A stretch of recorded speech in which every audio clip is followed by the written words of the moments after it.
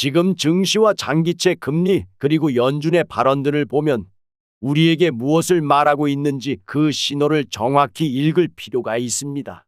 현재 미국의 10년물 국채 금리가 4.68%까지 올라 2007년 금융위기 당시 수준에 거의 도달했는데요. 이는 무려 18년 만의 최고치입니다. 장기채 금리가 이렇게 상승하면 투자자들은 주식 같은 위험 자산보다는 국채 같은 안전 자산으로 자금을 이동시키게 됩니다. 이건 결국 증시의 밸류에이션에 압박을 가하게 되고 특히 기술주나 성장주는 큰 영향을 받게 되는 구조지요. 더 심각한 건 최근 연준 이사인 리사 쿡의 발언인데요.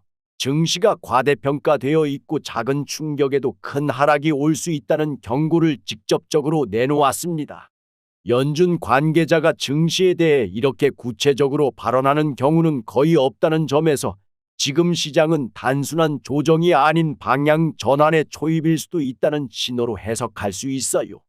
연준은 보통 금리와 고용, 물가에 집중하는 기관인데도 불구하고 지금은 증시 자체에 주목하고 있다는 건 그만큼 시장에 내재된 리스크가 크다는 뜻이기도 합니다. 게다가 연준이 금리를 빠르게 내릴 수도 없고 물가가 여전히 잡히지 않고 있기 때문에 투자자들이 기대하던 완화적 정책은 당분간 어려울 수 있지요. 이럴 때일수록 투자자 입장에서는 더 신중한 시선이 필요합니다. 증시는 단기적으로는 반등이 나올 수 있지만 장기적인 방향성은 장기채 금리와 연준의 정책 스탠스에 크게 좌우되기 때문에 무작정 낙관적인 태도는 위험할 수 있어요.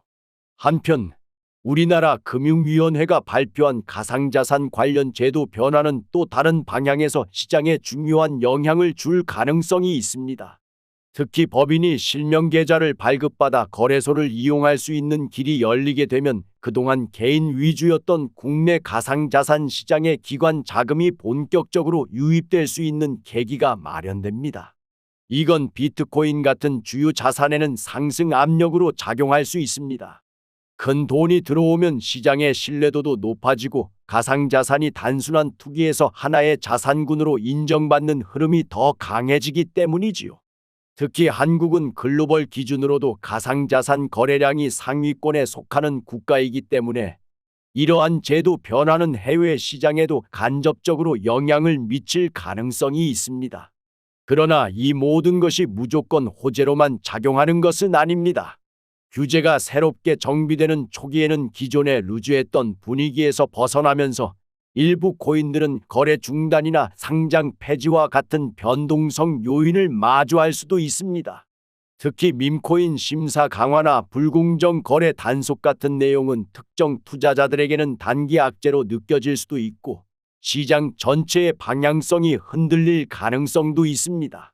하지만 결과적으로는 개인 투자자 보호 장치가 마련되고 합리적 투자 환경이 만들어진다는 점에서 장기적으로는 긍정적인 변화라고 볼 수 있습니다. 지금 이 순간 글로벌 금리의 흐름과 국내 제도 변화는 서로 다른 축에서 우리에게 중요한 메시지를 주고 있습니다. 증시는 조심하라는 신호를, 가상자산은 질서가 잡혀가고 있다는 신호를 보내고 있는 것이지요. 이럴 때일수록 우리가 해야 할 일은 과도한 낙관도 과도한 비관도 아닌 흐름을 정확히 읽고 현명하게 대응하는 것입니다. 이성적인 시선과 균형 잡힌 판단이 지금 이 시대를 살아가는 투자자에게 가장 필요한 덕목일지도 모릅니다.